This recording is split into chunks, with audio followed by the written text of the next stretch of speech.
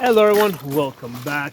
Today I'm going to be talking to you guys about what to do if you have an AR pistol with a brace on it and you are not covered by the injunction. Okay, so I am a member of FPC, so I am covered by injunctions. However, if you notice, I don't have an AR pistol out on the table over here, right? And that is because even if you do have an injunction, if the ATF were to come after you, they can still get a warrant, they can still arrest you, they can still run you through the court system, and then you would have to get a lawyer, right, to explain to a judge, a jury, that you are covered by the FPC injunction, okay, or if you have one from one of the other groups. So that's just an unnecessary expense. Okay, it's an unnecessary effort. We don't win anything. In fact, the government, even if we win that case, the government really wins that case in the sense that they get to use up our resources, right? The government has unlimited resources. We don't have unlimited resources. At the very least, if we're being run through the court system, it's taking up our valuable time. Okay, the government doesn't have valuable time. Government just wastes time. So our time is valuable. The government's time is not valuable. So for that reason, we don't want to, provoke an engagement with the government. Okay, so even though I am covered by an injunction, at this point, I'm not going to be showing AR pistols. Okay, now what happens if you don't have if you're not a member of one of these groups that has the injunction? Okay, what do? Okay, so this is something that's come up a number of times in prior videos that I've done. People, for whatever reason, have been reluctant to get a membership just to have the benefit of the injunction. It doesn't make sense to me because it's so cheap, but that's their choice. That's fine. So what do you do if you have an AR pistol and you're not a member, you don't have the extent, you're not covered by this injunction? Really simple. Separate the upper and the lower. Okay, just separate it. Now,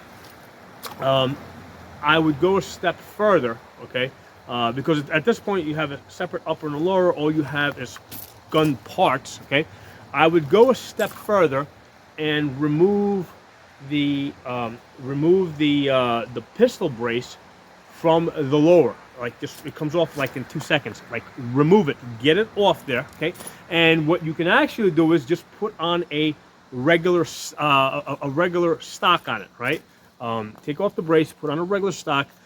Because to me, right, the way I see it, right, if you have a brace on a lower, okay, that can be seen as an indication that you intend to put a pistol upper on. Okay, whereas if you have a lower, okay, that has just a regular stock on it, okay, then it obviously means that you intend to put a rifle upper on it. Okay, it doesn't matter if you don't own the rifle upper yet. Okay, but it's a clear indication that you intend to put a rifle upper on it when it is convenient for you to purchase one, which might be sometime in the future, whenever. Okay, so you take your AR pistol upper, put that on the side. Okay, and then you got your lower now that has a regular stock on it. You put that to the side.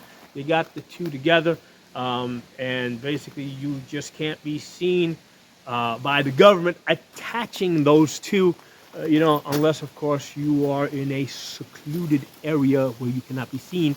But anyway, I'm definitely not recommending that you do that. But the point is, right, that was a joke, but the point is that you can't, if you put a regular stock on your lower, it obviously implies that you intend to put a full length, like at least 16-inch barreled upper on it. Okay, there's the ATF has not said that you know, you can't like they haven't said what you have to do with your pistol upper, because remember, you can build another AR, right, where you have a pistol lower that just doesn't have, you know, that doesn't have a brace on it at all. Okay, you know, you could just, it could just be a bare buffer tube. Okay, so we don't have to worry about what we're going to do with the pistol upper. Just put that to the side. Okay, and we don't have to worry about immediately buying a rifle upper. Okay, we can buy that whenever that's convenient for us.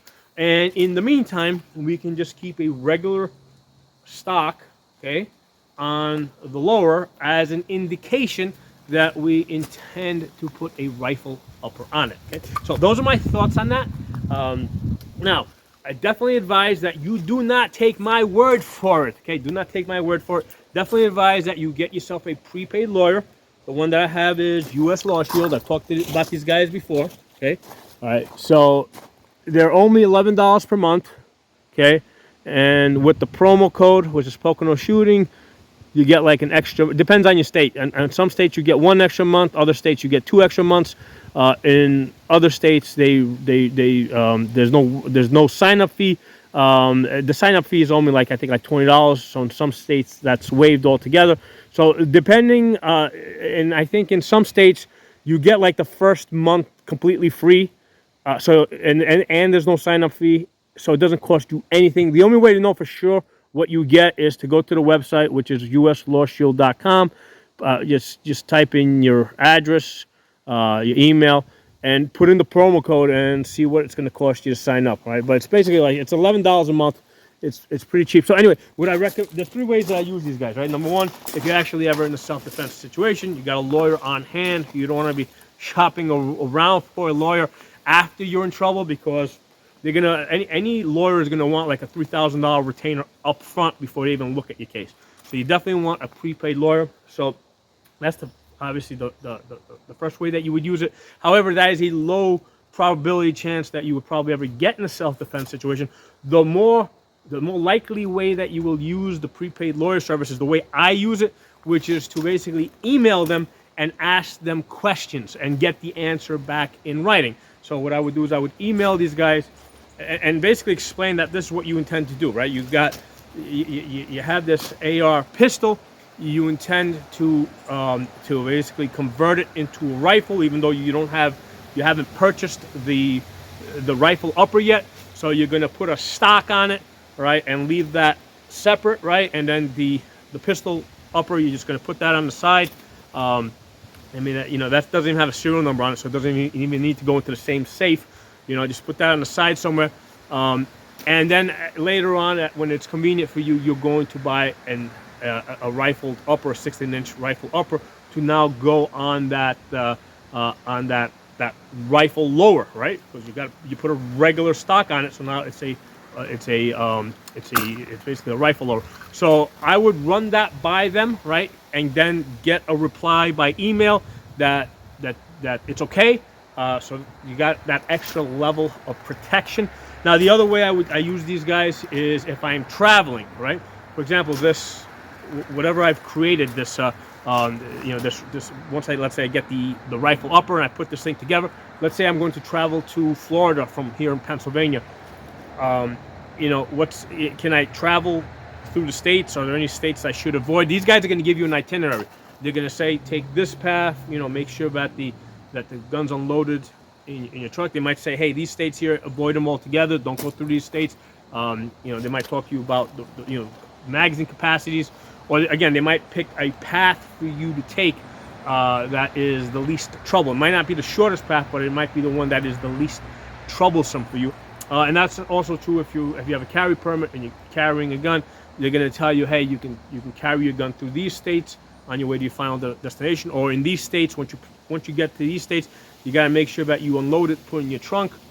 And again, they might say, hey, these other states here, avoid them altogether. Take the long path around. Okay, so you definitely want to have a prepaid legal service. They're cheap.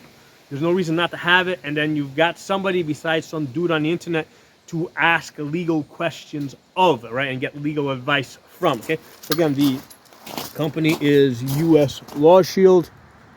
It's $11 a month, and then use your promo code Pocono Shooting. It'll get you like it depends on your state. 1 extra month, 2 extra months. Sign up a waiver of the $20 sign up fee. So you gotta just punch in your address at their website to find out what you're getting. All right, so hope you guys enjoyed the video. I'll talk to you soon.